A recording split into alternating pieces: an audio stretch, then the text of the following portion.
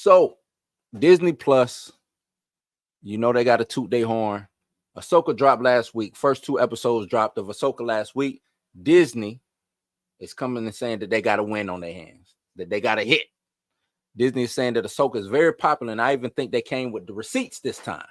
So Disney Plus's latest Star Wars Superman, I'm about to mess up. Their latest Star Wars spinoff is Ahsoka. It premiered last week, as I said. They have proudly announced that the show is #1 title worldwide, and it's the most watched title on Disney Plus in this past week. They say that the first episode of Ahsoka got 14 million views, with the view being defined as a total stream time divided by runtime available, which means if you watch the whole thing, that's one view. But if you watch half and another person watches half, that also counts as one view. I don't know. This streaming math is always crazy. That's the whole thing when it comes to streaming. It's crazy. It's, you know what I'm saying? They could just make up any rule that they want to make. But they saying 14 million views. So even if you have that, even if they saying that just half of a view or half of watching the whole thing is a view, you still got 7 million views, which would be pretty good. Kathleen Kennedy, who is the Lucasfilm boss, she wanted to say that it's a wonderful thing to see Ahsoka Tano continue to resonate with viewers in her own headline series. She also highlighted that it's fantastic work by Dave Filoni and Jon Favreau, with them being the architects of this new Star Wars TV universe that we have.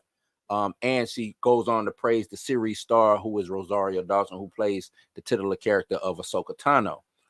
Deadline says, though, that the researchers at Samba TV determined that the first episode of Ahsoka was viewed in 1.2 million households, which is quite a bit less than 14 million that Disney is offering. So I guess we got a conflict of interest. But even still, that 1.2 million households is still pretty good, in my opinion. That's still pretty good.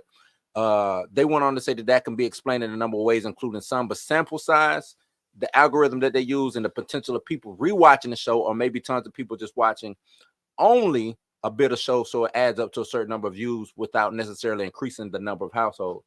So I guess you're saying if you got 1.2 million households and you're trying to get to 14, so you have to have about 9 million people all together times 1.2 to get that for, you know what I'm saying? Something like this. Weird numbers. But beyond all that, it's worth noting that with stuff like this, it means nothing. Right? Because the 14 million comes from Disney Plus itself. They're the ones who's telling us that it's 14 million people watching it and that it's a big show, yada, yada, yada. So until we get more independent evaluators on this streaming numbers, we won't know, because just like Netflix tells us, oh, such and such is a big hit, Disney Plus, Paramount, all these streaming services come out today and say, oh, yeah, this is a big hit. Such and such million people watched it, and this is what a stream is, or this is what a view is accounted for. But until we get an independent company like a Samba or what it was, Nielsen back in the day, until we get those people to come on board and do more research and seeing what a stream is, we really not gonna know, because there's not any kind of independent research going on this, or independent information that's being given out to us as consumers. So do y'all believe that Disney Plus is a hit? Not Disney Plus, I'm sorry. Do you believe that Ahsoka is a hit on Disney Plus? Comment, let me know down below.